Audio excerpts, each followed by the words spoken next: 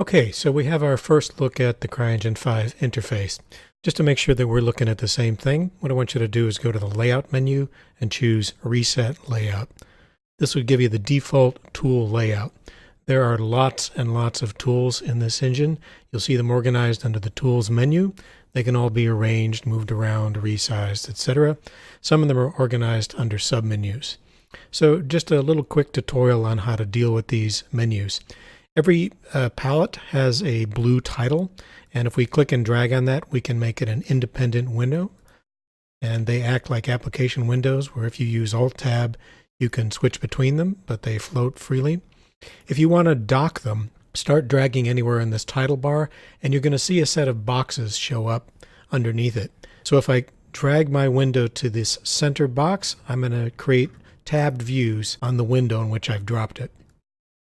I'm going to free it up again and drag it again. If I want to split horizontally or vertically, I can split within an existing tool like this, or I can split across the entire application window or across the entire screen. So if I drag this again and I go all the way over to this one, I'm going to split vertically across the entire sandbox like that. Same thing goes with the horizontal views. Obviously, we have these split points, which I can just drag horizontally and vertically. And if I want to close a window, click on an X if you see one. Otherwise, just right-click on the title of a tool and say Close. You can go ahead and close the asset browser, for instance, because we're not going to use it. And let's actually add some tools that we are going to use. We're going to need the console eventually, which you'll find under Advanced. This is like a command line. It's also really useful for learning CryEngine because as you do things or as events happen, it shows you information here that kind of gives you a peek behind the scenes. We're going to need the Create Object tool, which you should already have on here. We need Level Explorer, which you should already have. Under Level Editor, we're also going to need the level settings eventually. Here it is right here. You can dock it wherever you like. There's a lot of settings in here that have to do with the environment that we'll come back to at various times. We also need the Terrain Editor, which allows us to sculpt our height map. We're going to need our Properties window, which shows us the properties of whatever entity we have selected. And we're going to need something called Flow Graph, which shows us a view into a visual scripting language. These are going to get very large at times, so we'll change the size of this window. For now, what I would suggest is that you split your perspective viewport horizontally like this, and then you can kind of make this small because we won't need it for a little while. The next thing I want to point out is our view into the 3D world is through this perspective viewport, but right now we see absolutely nothing except the menus. And the reason is we don't have a level open. So let's go ahead and create our first level. File, New. We can sort any dialog box we see by clicking on a column name. There's nothing that forces you to put your levels in the levels folder, but I highly recommend that you do. I'm going to go ahead and add my backslash or slash and just call this FlappyBoid, or whatever you want to call your game, and save. I'm going to get this dialog box here prompting you to set the parameters for the level. And the first thing I'll point out, which is kind of the strangest, is you can't directly choose a size for your terrain. And the terrain specifically means the playable terrain, the area in which physics are fully enabled and thus the player can run around and do everything normally. So this is calculated based on how precise your height map is. Keep in mind, if you're a Maya user, for instance, that X and Y are horizontal axes and Z is our vertical axis.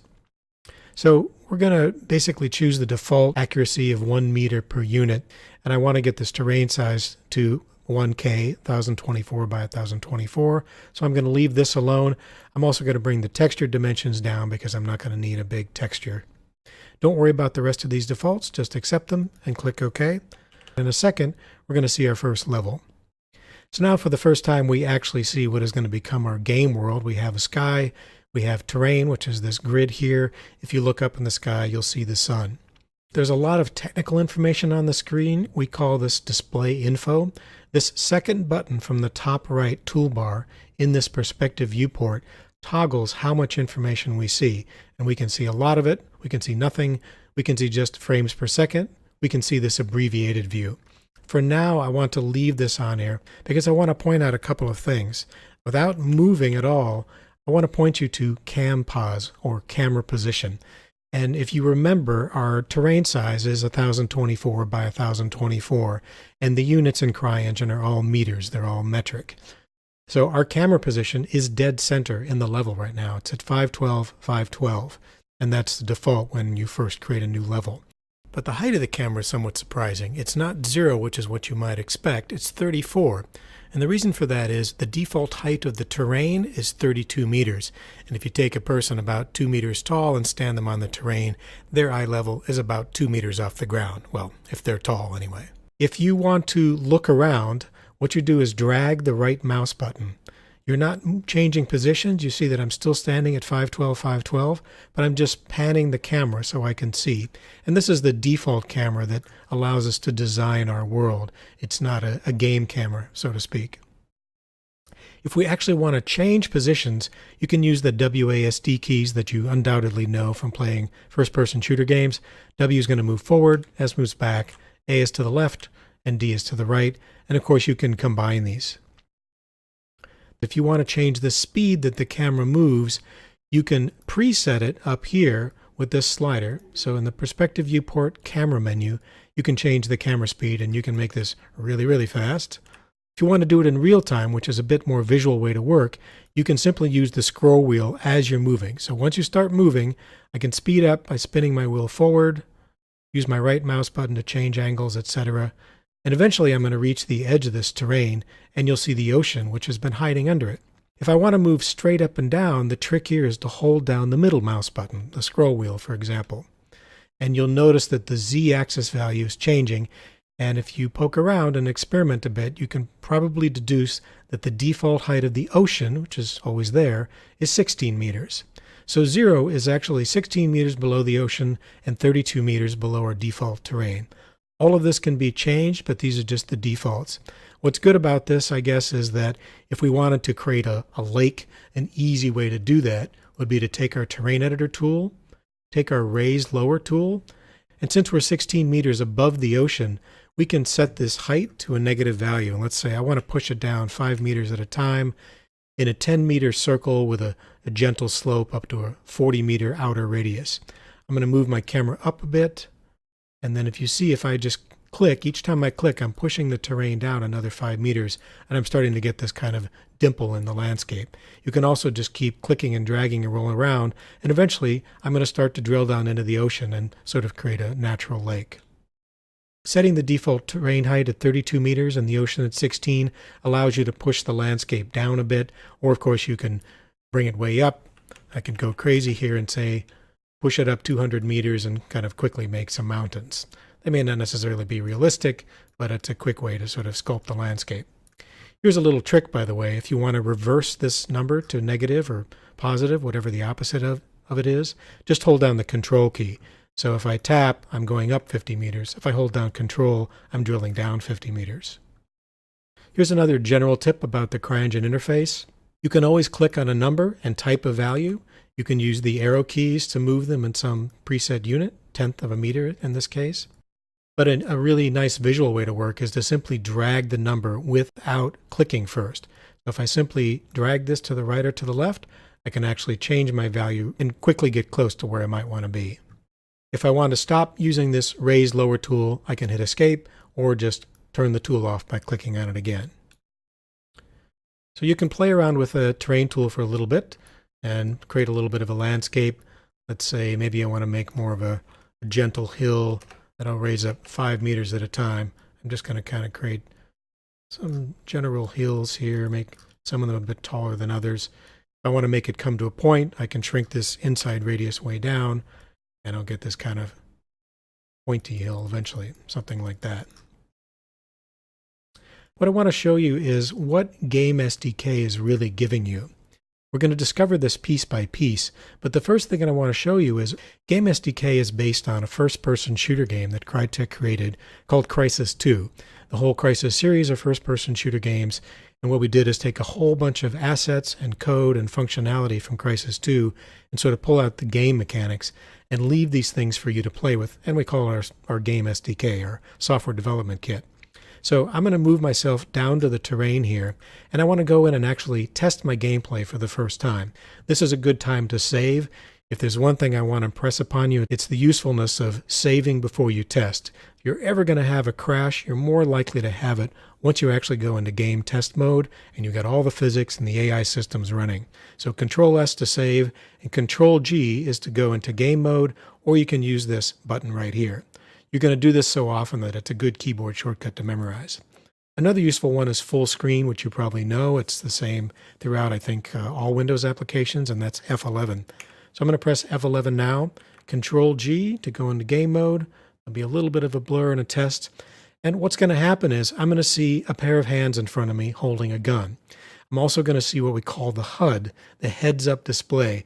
In this case, letting me know I don't have much ammunition, letting me know which compass direction I'm facing, and also my health is on the right.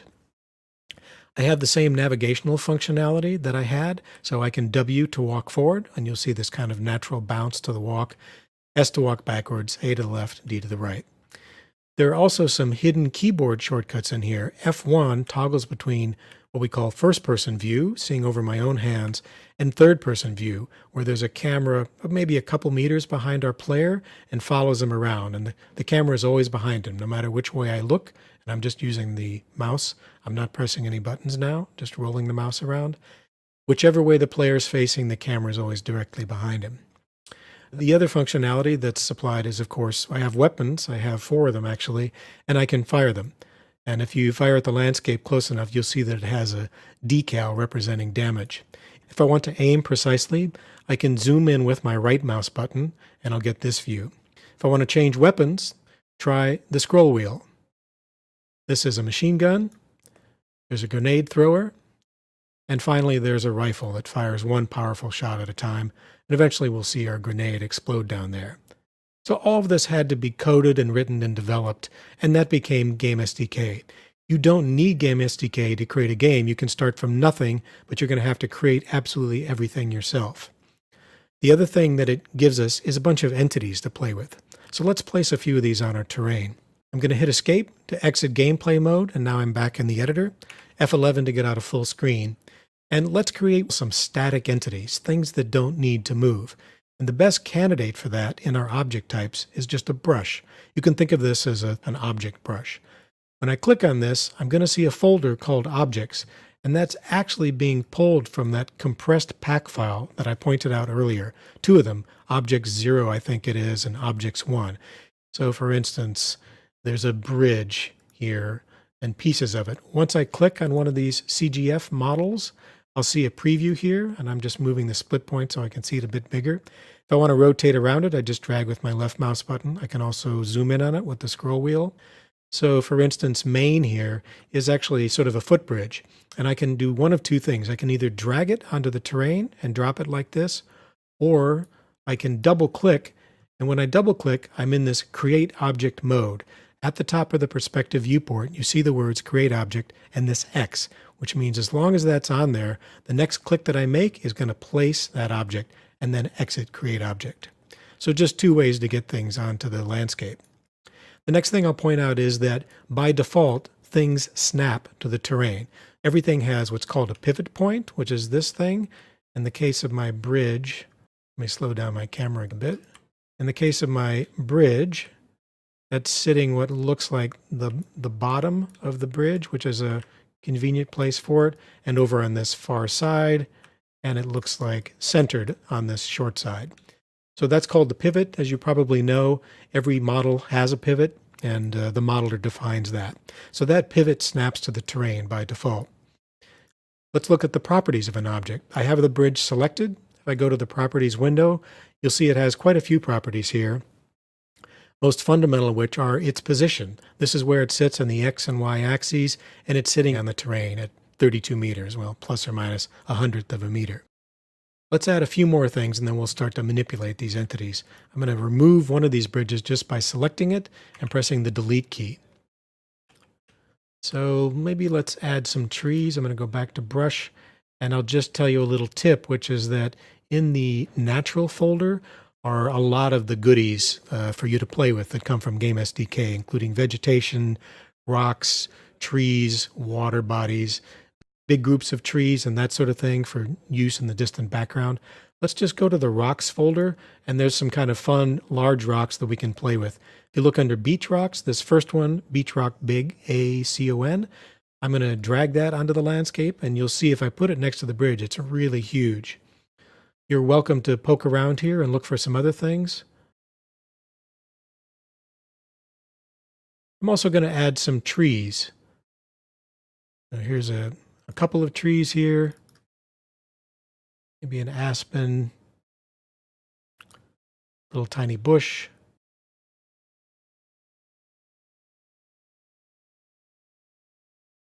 And maybe some pine trees.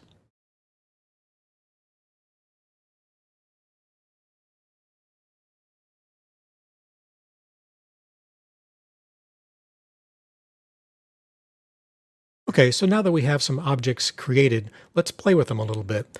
I'm going to save, Control S, or File Save, of course, full screen, F11, and then Control G. I'm going to walk around here, and you'll see that I can physically interact with these objects. So for instance, I can climb up onto this rock, if I can find a spot here. If I can't quite walk up onto it, I can try the jump key, which is spacebar in the PC, like this.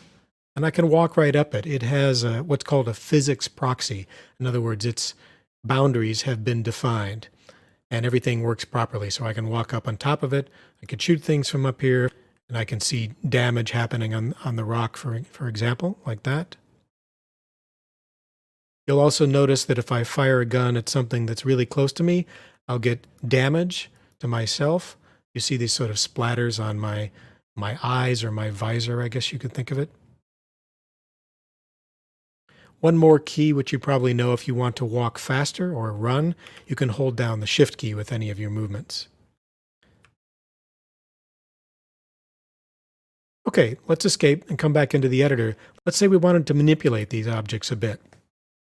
So the first set of tools I want to introduce you to are called the gizmos, and they're at the top left corner of the default toolbar. And they're so commonly used that their keyboard shortcuts are literally 1, 2, 3, 4, and that's move, rotate, scale, and select.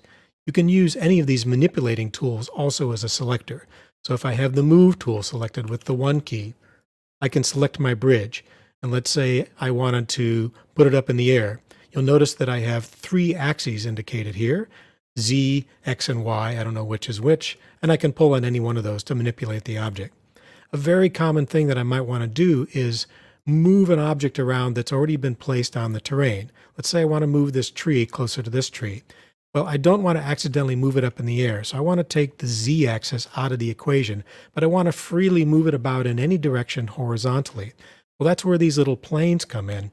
If you look closely, you'll see this blue plane, which allows us to slide along the X and Y axis, but not along the Z axis. So for instance, if I click and drag this, I'm going to do it in full screen view, I can safely move it all over the terrain without accidentally moving it up or down and messing up my pivot. Let's try another tool. Let's say we want to rotate this rock so I see the sloping side facing the bridge. I'm going to select the rotate tool, which is the 2 key right here. And this time you'll see an arc representing each of the axes. I can rotate it about this axis. I can rotate it on the ground like this. I can rotate it side to side. And if I want to do all 3 at the same time, I use this sort of globe, this 360-degree thing, and I can spin it in all sorts of ways. This, of course, is one of the secrets of reusing the same entity over and over on a level and keeping my game very efficient. I just rotate it at different angles, maybe scale it using the scale tool here, which is the 3 key, and I could make copies of it that are smaller, not too much larger so that the texture map doesn't get stretched, but maybe some smaller copies so it looks like 100 different rocks. I want to point out one other thing. You'll notice that my Z position right now is 42 meters, and I'm going to go into gameplay mode with Control G. And the first thing that's going to happen is my player is going to fall to the ground. The point is that the engine simulates real-world forces. There's wind, there are waves, there's sunlight, there's a moon, and most importantly, there's gravity.